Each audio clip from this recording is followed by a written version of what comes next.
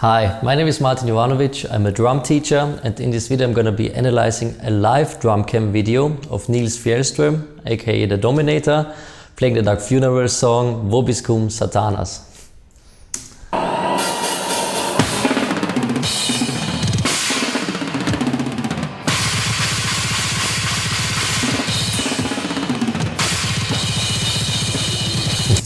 Alright, first thing, the sound. You can hear that he is hitting his toms really hard, so they cut through the mix very well. We're gonna talk about his hand technique later on, but like really pay close attention to how hard he's hitting the toms, even at the high speed that he's playing in. The song is at around 238 or 240 BPM.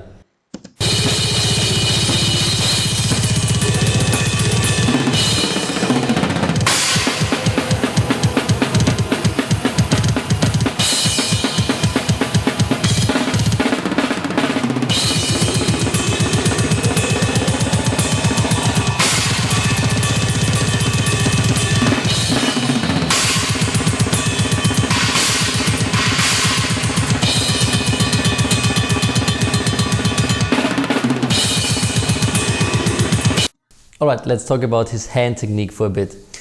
He's using an American grip, especially with the left hand, his leading hand. You can see that he's using an American grip. American grip is in between French grip and German grip. French grip would be like the thumb is facing up. German grip would be that the back of the hand is facing up, and the American grip is somewhere in between there. He's using a mix of wrists and fingers, especially with the left hand. And with the right hand on the snare drum, when he's playing a blast beat, you can clearly see that it's like mostly fingers. Also, he's using an American grip with the right hand on the snare. A mix of wrist and fingers, but mostly fingers. But when he switches to a tom fill, his technique changes and he's not using his fingers at all when he's playing tom fills. And he's hitting, that's why he's able to hit really hard. You don't get a lot of rebound from the toms.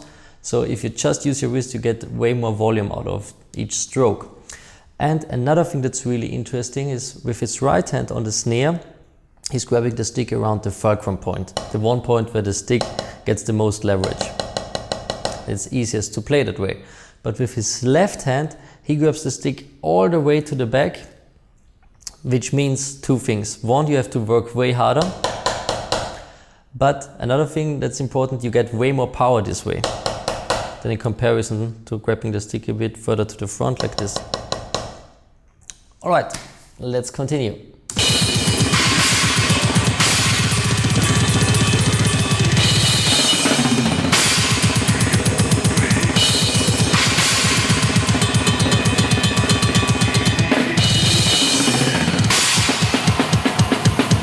Alright, let's talk about his hi-hat for a bit, or the position of his hi-hat. His hi-hat is really far out to his right side. For a regular player it would be on the left side, for him it's on the right side. And it's really far out. The reason for that is that he's not using a hi-hat attachment for his second bass drum. This would make it possible to place the hi-hat closer to the second bass drum, but he's not using that. So the hi-hat is out there. And there are two things to keep in mind. You get one big advantage and one big disadvantage of this hi-hat placement.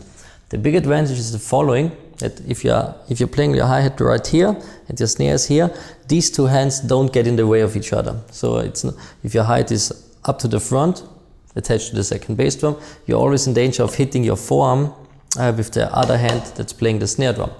With this position you don't have that problem.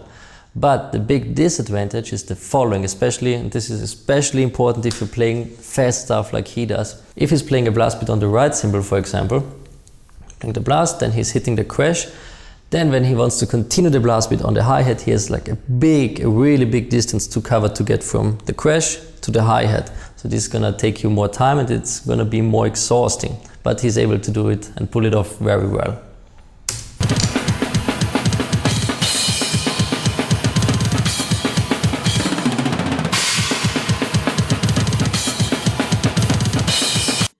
One thing about the thrash beat he's playing here, I really like that he's playing continuous eighth notes with his hi-hat and not simplifying the beat and playing it like this. Yeah.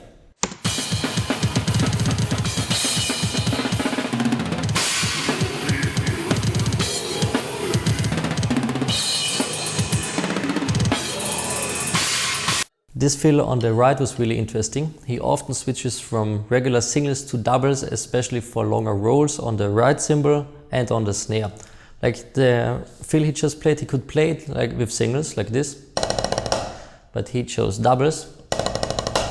One thing that's really important is that his doubles are perfectly executed and sounding great. Also check out the song Nailed Them to the Cross by Dark Funeral. There's a live drum cam video also on YouTube with him playing that song. And during the intro he's playing everything on the snare with doubles and they're like perfectly executed.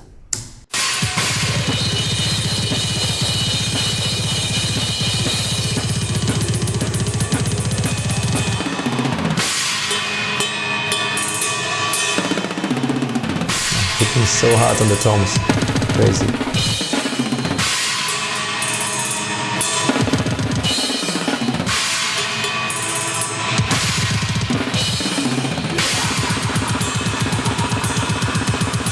Let's talk about his blast beats for a bit. In this video he's using a 2-foot blast beat. That means that he's dividing the eighth notes played with the kick drum between the right and the left foot. A regular 1-foot blast beat would mean that you're playing the eighth notes with just 1 foot. A 2-foot blast beat. The thing is, I see a lot of discussions online about this topic, which one is better, which one is true, the kind of stuff.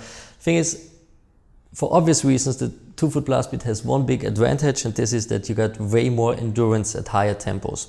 I like both. If you have to play for longer periods of time, I would always recommend choosing the 2-foot blast beat. If you prefer the 1-foot blast beat, go ahead and do it.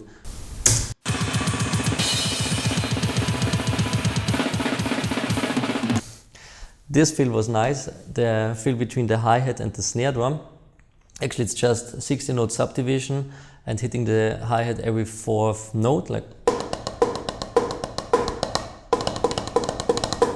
But the thing is, since his hi-hat is so far out on his right side, he has like this big distance to cover, and that's why it looks really crazy and insanely fast.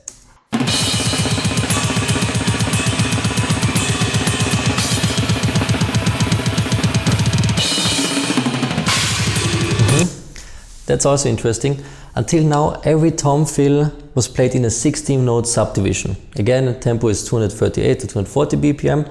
Every fill was played with a 16-note subdivision. But for this fill, he chose a regular 8th-note triplet subdivision, which was a great idea and works perfectly fine because after that he continues to play double basses 8th-note triplet. So it's a good idea to transition like that from one part to another, so you're preparing everyone and yourself for the next subdivision and like really keeps the flow going here.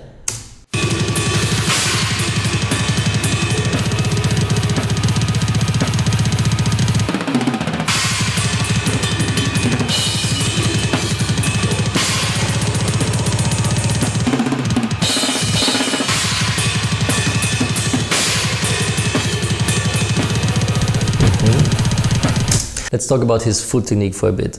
The first thing that's like really easy to see is that as soon as he starts to play double bass, 8th-note triplets and 16th-note double bass, he always starts to lean forward. The other thing that's really interesting, even when he's playing really fast stuff like 16 notes at 240 BPM, his upper leg is still moving up and down, which is an indicator that he's using a lot of hip flexor muscle. Now I'm gonna switch to another video from Nils Fjellström. Another live drum cam video recorded by Drummers from Hell, great YouTube channel, go check them out, where you can see his foot technique in detail, so let's check that one out.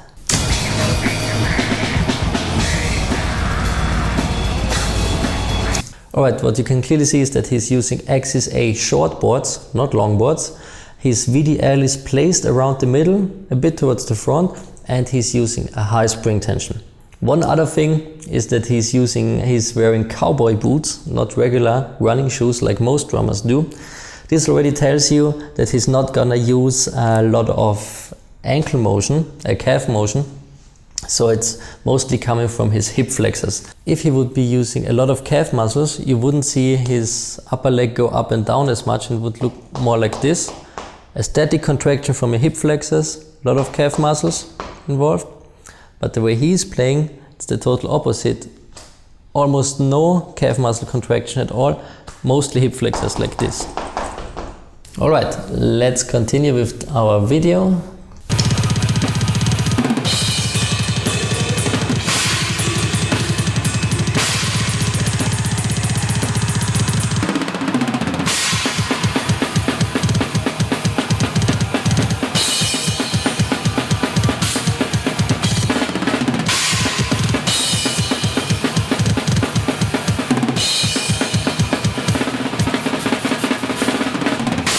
Right, another interesting feel between the kick, between the hi-hat and the snare.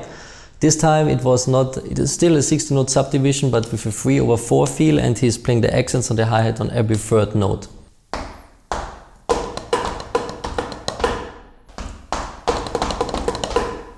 Alright, let's continue.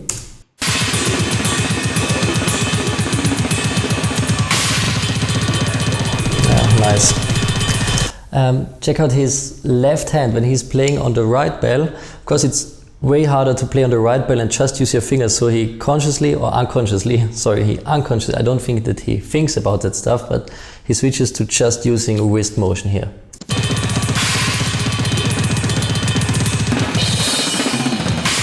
Nice.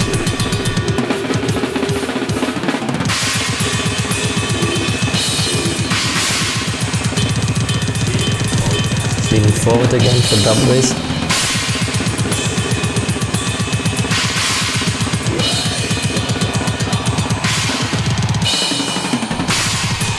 Again, nice transition, the 8th note triplets to the double bass part.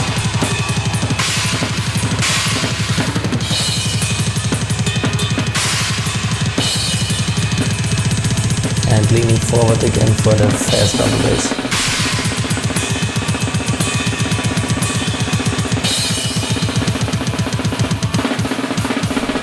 Nice fit.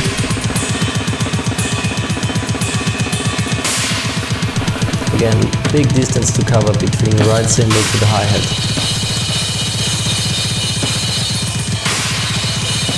Also take a close look at his upper legs. They are always moving up and down, even for the fast double bass.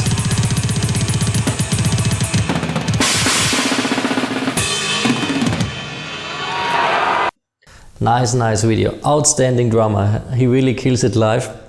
Great drumming, really powerful. Actually, right now I don't know any drummer who is able to hit that hard when it comes to tom fills at those high tempos. Alright, that's it for this short video. Thanks a lot for watching this video. Don't forget to comment below if you want a certain drummer to be next in this YouTube channel. Cheers from Vienna. Bye.